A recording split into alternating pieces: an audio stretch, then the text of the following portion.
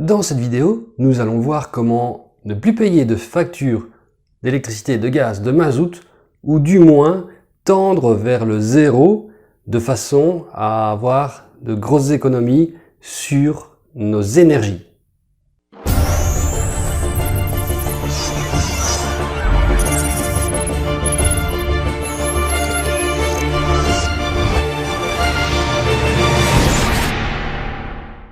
Et oui, malheureusement, à l'heure actuelle, il est même plus intéressant d'essayer d'économiser sur son électricité, son gaz ou son mazout, ou même rien que sur l'électricité, plutôt que d'investir dans n'importe quoi.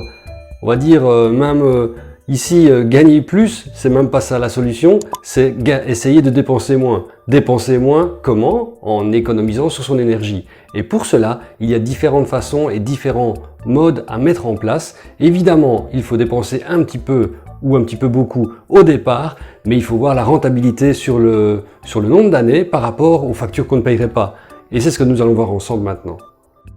La première chose, c'est ça, c'est-à-dire un onduleur. L'onduleur qui va gérer les panneaux solaires. Bien évidemment, pour faire des économies sur son électricité, la première chose à faire, c'est d'installer des panneaux photovoltaïques, avoir une installation valable de panneaux photovoltaïques pour produire l'électricité. Et avant cela, bien sûr, il faut avoir une très bonne installation électrique. Donc ici, si on regarde, ça c'est l'onduleur. Donc par exemple, pour le moment, on est en hiver, évidemment, il ne produit pas beaucoup, il produit 98 watts. 98 watts, je ne sais pas si tu le vois là. Mais si tu vois, j'ai déjà produit 60 mégawatts avec cet onduleur là, depuis l'installation. C'est une installation de 5 kW crête, donc c'est-à-dire qu'il peut produire 5 kW à l'heure. 5 kW crête, ça veut dire 5 kW à l'heure par journée. Donc ici en été, il y a des journées, on est à 4500, des heures où on est à 4500 watts, fois le nombre d'heures, et franchement ça va bien. Évidemment, à côté de ça, il faut avoir, je te passe en revue, toute une bonne électricité, une bonne installation évidemment, et ne pas faire cela sur une installation vétuste, parce que la première chose à faire, c'est d'avoir une bonne installation ou de la faire vérifier. De toute façon, lorsque tu installes ton installation photovoltaïque, elle doit être vérifiée par un électricien et l'organisme de vérification. Une installation photovoltaïque de même 5 kW crête, ce qui est déjà une belle capacité, 5 kW, on va dire franchement c'est plus que la moyenne. La moyenne, les gens prennent souvent entre 3 et 4. Donc 5 c'est déjà pas mal. Maintenant ici pour avoir une installation de 5 kW, un onduleur, tu peux l'avoir maintenant entre 1100 et 1500 euros. Et un panneau maintenant de 400 watts, ça ne coûte pas plus que 220 euros. Mais ça c'est vraiment n'importe où, c'est sans chercher.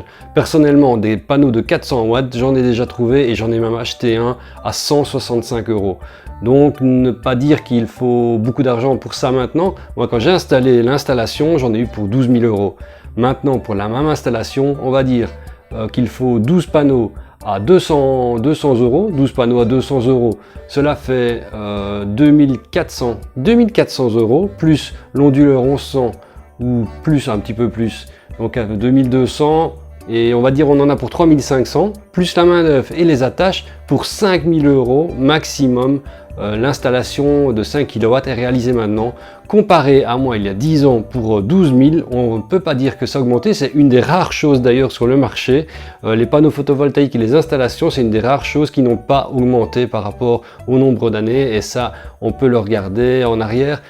Moi ici, il y a 10 ans, c'était 12 000 pour des panneaux de 250 watts, alors que maintenant, ils commencent à même produire les 500 watts. Donc les 400 watts, c'est beaucoup, mais ce n'est pas le top du top de maintenant. Donc on ne peut pas te vendre des panneaux de 400 watts à 300-400 euros. Non, maintenant ces panneaux-là, ils sont entre 200 et 220 dans la norme des prix de vente des magasins et des sites de panneaux photovoltaïques.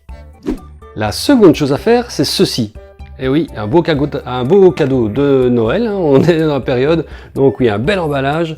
Donc après blague à part, en fait c'est un boiler électrique, donc c'est pour l'eau chaude. On commence à chauffer l'eau chaude avec un boiler électrique dont l'électricité est produite par les panneaux photovoltaïques juste avant. Donc cela ne coûte rien.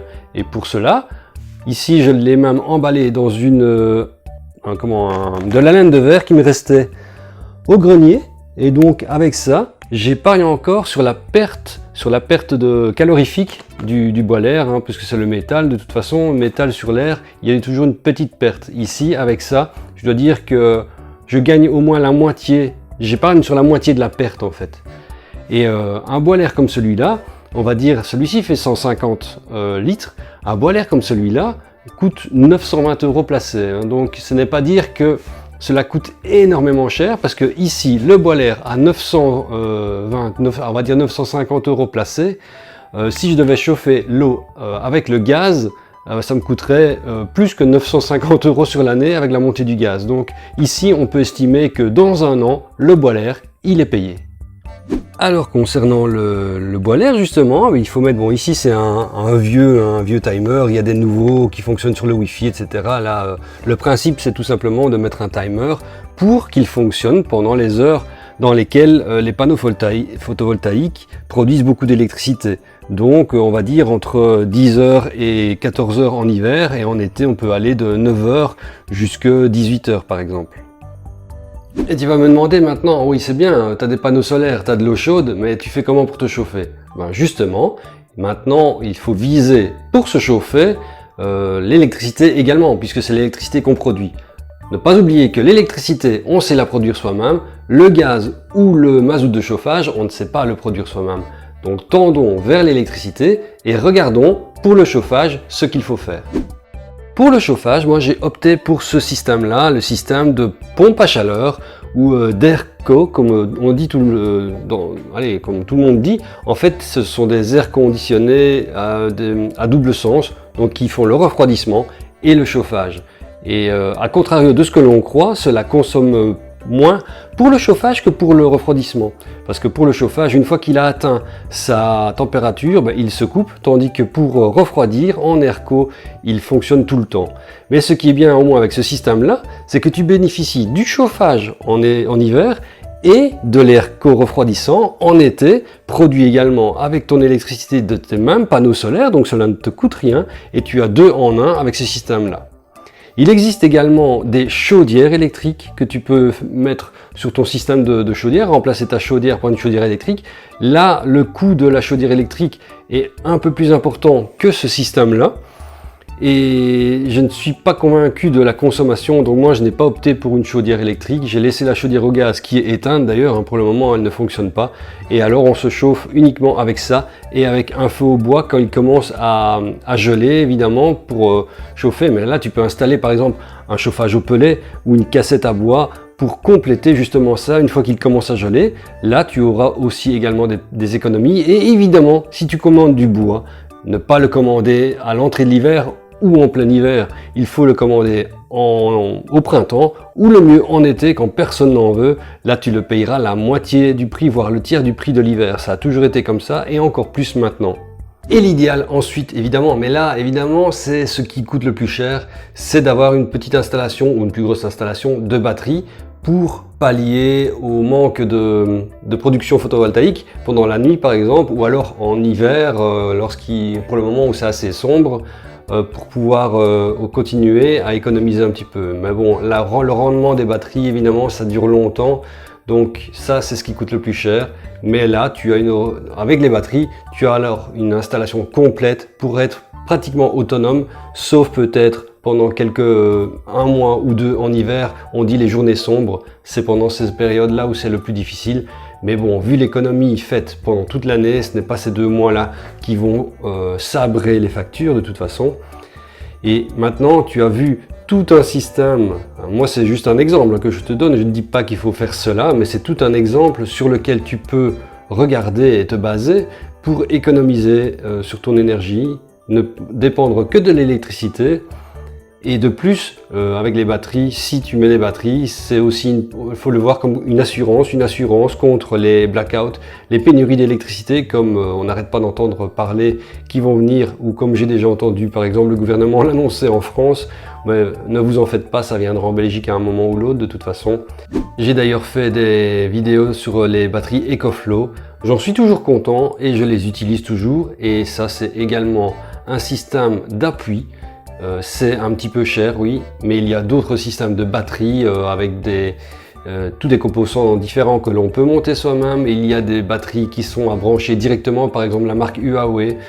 Tu mets un onduleur Huawei et tu as tout de suite le branchement pour les batteries Huawei justement. Voilà, c'est juste les acheter, mais sinon les branchements c'est clic-clac et c'est branché, il n'y a aucun souci.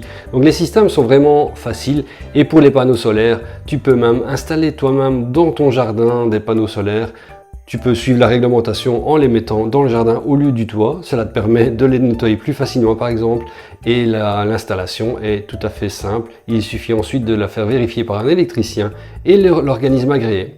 Et sur ce, on se voit à la prochaine vidéo. Allez, ciao!